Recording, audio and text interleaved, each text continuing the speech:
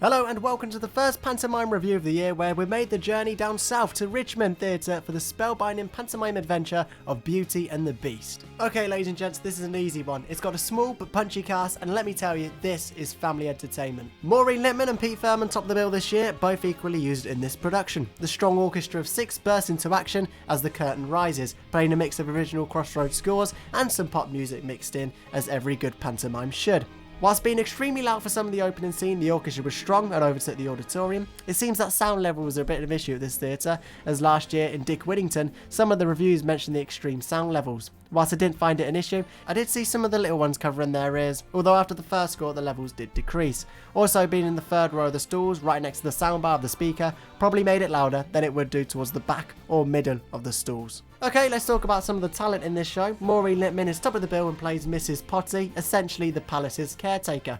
Her entrance was one of the biggest of the show, arriving on the car. Actually, it was the biggest of this show, which let's just say wasn't the smoothest. Complemented to a remix of the classic Corrie theme tune played multiple times throughout this production, the chemistry on stage between Pete, Maureen and Ben is some of the best in panto, which really surprised me. These three are comedy gold.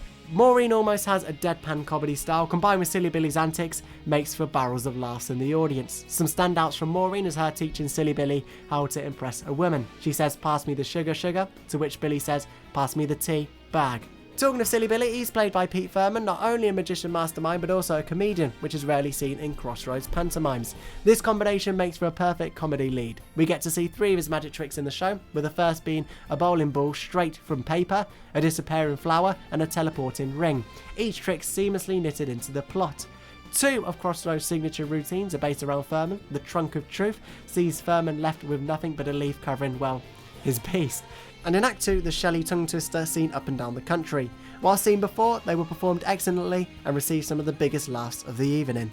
Ben Stock as the Dame slots seamlessly into the 2 leads of this pantomime, and let me tell you, it's refreshing to see Ben have such a big role in pantomime. For years he's been doing Cinderella, last year at Milton Keynes, criminally underused. This year he's part of the main 3 and given 100 times more to do, and he shines in this role, with some of the funniest scenes coming from him and Maureen together.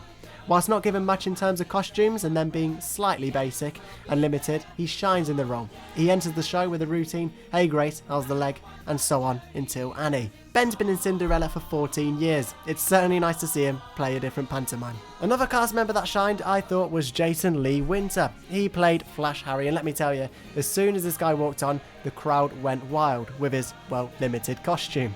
Only to realise he was the baddie, which then the boos started flooding in.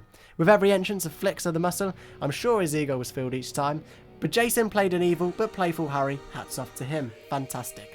Belle, played by Hope Dorr, and Beast, played by Luke McCall, were actually given time to drive the story in this panto, rare from Crossroads as we see their romance blossom with a beautiful dance scene in Act 2. It's nice to see story and comedy combined in a Crossroads pantomime. Usually we get 0 story and a lot of comedy, but let me tell you, in Richmond, they've got that balance perfectly. The kids are loving Beauty and the Beast and the story, and the adults and the older kids are loving the comedy in the show. It's perfect. In a lot of these Crossroads pantomimes, you can go in, they could be doing Jack and the Beanstalk, Snow White, or they could be doing Goldilocks and the 3 Bears, but a lot of the time they don't follow the story anyway. But in Richmond, the story of Beauty and the Beast was key to the plot, which was fantastic to see.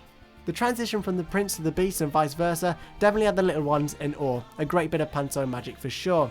Charisse Richards was purely used for her singing talents. Whilst having little to do with no dialogue, she served as a fairy godmother-like character as the Enchantress and had a beautiful voice whilst not heavily featured.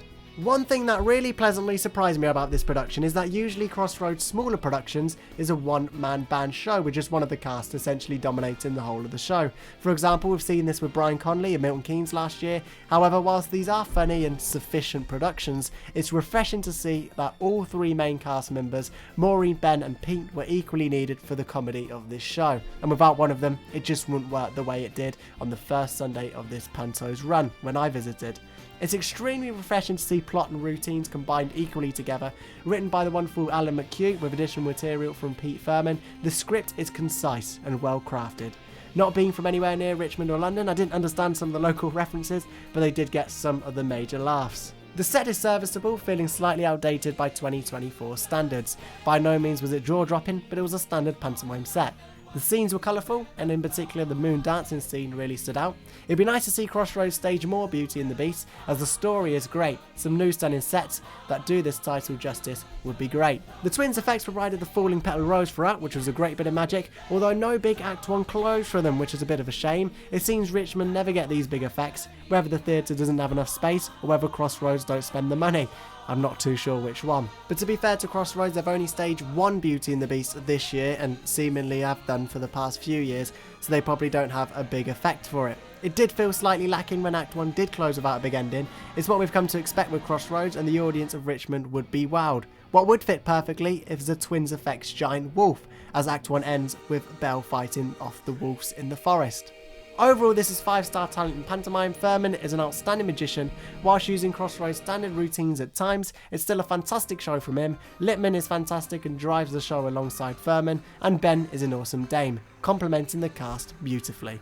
The set by 2024 standards is slightly dreary, and an effect from the twins' effects could have topped the show off. One thing about this production is that when the prince turns to the beast roars. Whenever anyone talks to him, he turns around and roars, and the roar is so massive and so loud that it scared a lot of the kids, with them covering their ears, and the actual kid next to me with the mum and dad actually left the auditorium and never came back for Act 2. Let me tell you, that's an expensive ticket, and for only 20 minutes of pantomime, I'd want a refund. Overall, Richmond's 2024 pantomime gets a 4-star review, with perfected Crossroads pantomimes, a warm dame, and the fantastic Maureen Lipman willing to do panto at 78 makes for a great night out. Set in a beautiful venue, this pantomime has true talent. On until the 5th of January, you can book tickets for Richmond's Beauty and the Beast from just £26. It says as low as £13, but you'd be quite lucky to find those tickets. The big thing about pantomime this year is the price, and I spent £52 to sit in the stalls for this production in Richmond. I booked quite late, so there weren't many seats left, but with the prices as high as being £51 for the seat in the stalls, you can imagine how much that comes to with a family of 4. I went into this production not expecting much. A lot of the Crossroads smaller venues like Richmond get discarded and usually a cut and paste pantomime.